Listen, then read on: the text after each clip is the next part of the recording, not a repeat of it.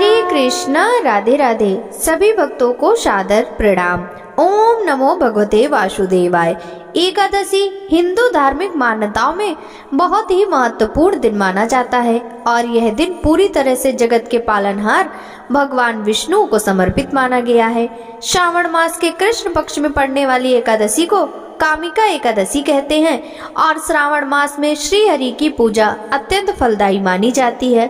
धार्मिक मान्यताओं के अनुसार इस दिन दीनहीन असहाय लोगों को दान देने और भगवान नारायण की उपासना करने से उपासक को मोक्ष की प्राप्ति होती है। कहा जाता है इस दिन व्रत रखने और असहाय लोगों को दान देने से व्यक्ति सभी प्रकार के पापों से मुक्त हो जाता है। चातुर्मास में पड़ने वाली कामिका एकादशी का अपना अलग ही महत्व है और मान्यताओं के अनुसार यह एकादशी अश्वमेध यज्ञ के समान फल प्रदान करती है। इस दिन भगवान विष्णु को तुलसी दल अर्पित करना बहुत ही शुभ माना जाता है। कामिका एकादशी के दिन दान का कितना महत्व है, इसके बारे में महाभारत के अनुशासन पर्व में कहा गया है, दानम एकम कलो युगे, यानी कि कलयुग में केवल दान ही एक ऐसा कार्य है जो व्यक्ति को पवित्र और उन्नत बना सकता है। तो इस दिन आप अपनी सामर्थ्य के अनुसार ब्राह्मणों को या फिर दीनहीन असहाय निर्धन लोगों को दान दे सकते हैं। लेकिन ध्यान रखिएगा, एकादशी तिथि पर चावल का प्रयोग या चावल से बनी चीजों का प्रयोग पूरी तरह से वर्जित होता है। तो इस दिन इस तरह की सामग्रियों का दान भी ना करें। तो दान में आप पीले फल, मिठाई, कच्चा अनाज, पीले वस्त्र या फिर तिलों का दान कर सकते हैं। इसके अलावा घी और दही का दान भी इस दिन दिया जा सकता है। इस बार कृष्ण पक्ष की एकादशी तिथि 2 दिन है और एकादशी तिथि प्रारंभ होगी 20 जुलाई रविवार को दोपहर 12:13 से और एकादशी तिथि समाप्त होगी 21 जुलाई सोमवार को सुबह 9:38 पर। क्योंकि एकादशी रविवार को दोपहर से लग रही है, इसलिए उदय तिथि के अनुसार इस बार 21 जुलाई सोमवार को ही केवल एक दिन कामिका एकादशी का व्रत रहेगा। सबसे विशेष बात, इस दिन सावन का सोमवार भी है और यह दिन भगवान शिव को भी समर्पित है। इसलिए इस दिन हरिहर की पूजा करने से कोई कामना नहीं है जो अधूरी रह जाए। इसलिए विधि विधान से इस दिन भगवान शिव और भगवान विष्णु का भी पूजन करना चाहिए। इस बार 21 जुलाई सोमवार को ब्रह्म मुहूर्त सुबह 4:20 से सुबह 5:08 तक रहेगा। सूर्योदय सुबह 5:56 पर और सूर्यास्त शाम 7:09 पर होगा। इसके अलावा अमृत काल शाम 6:07 से शाम 7:36 तक रहेगा।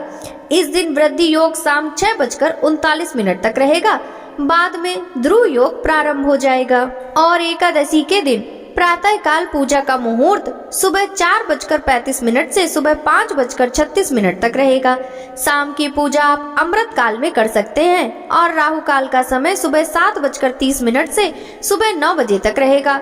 द्वादशी तिथि 21 जुलाई सोमवार को सुबह 9:39 से प्रारंभ होगी और इसी के साथ हरिवासर का समय भी प्रारंभ हो जाएगा।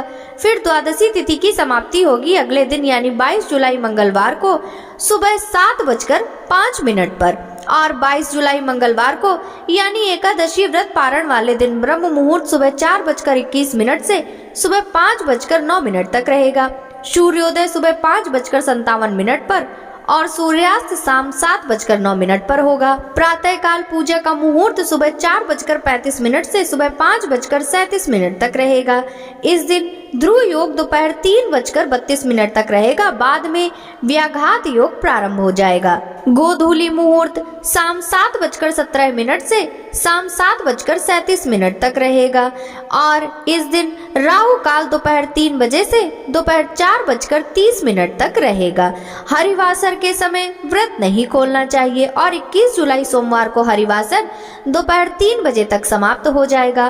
कामिका एकादशी व्रत खोला जाएगा यानी व्रत का पारण किया जाएगा 22 जुलाई मंगलवार को सुबह 5:35 से लेकर सुबह 7:05 तक।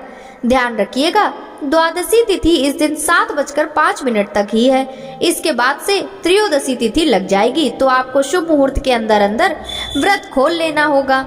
तुलसी के पत्ते 10वीं तिथि को तोड़े जाते हैं, लेकिन इस बार 10वीं तिथि को रविवार पड़ रहा है और रविवार के दिन तुलसी के पत्ते नहीं तोड़े जाते, ना ही तुलसी जी को स्पर्श किया जाता।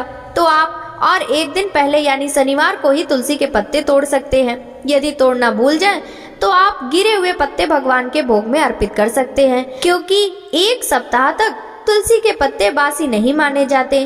कामिका एकादशी के पुण्य प्रताप से ब्रह्म हत्या जैसे दोष भी दूर हो जाते हैं। मान्यताओं के अनुसार एक बार एक क्षत्रिय के हाथों एक ब्राह्मण की मृत्यु हो गई, जिस कारण उसे ब्रह्म हत्या लग गई। जब उस क्षत्रिय को अपनी गलती का एहसास हुआ, तब पश्चाताप करने के लिए उसे ब्राह्मणों द्वारा बताने पर कामिका एकादशी का ज्ञान हुआ और कामिका एकादशी आने पर उसने विधि विधान से एकादशी का व्रत रखा और द्वादशी तिथि को ब्राह्मणों का पूजन करके उन्हें भोजन कराया, जिसके प्रभाव से उसे ब्रह्म हत्या से मुक्ति मिल गई। इस शुभ तिथि पर शुभ स्नान आदि से निवृत्त होने के बाद हाथ में जल और पुष्प लेकर संकल्प लेकर व्रत प्रारंभ करना चाहिए। शाम को विशेष पूजन करना चाहिए और दीप दान करना चाहिए। प्रिय भक्तों, यह थी आज की वीडियो। उम्मीद करती हूँ आपको पसंद आई होगी। वीडियो अच्छी लगी हो तो कमेंट बॉक्स में जय श्री हरि विष्णु जरूर लिखिएगा।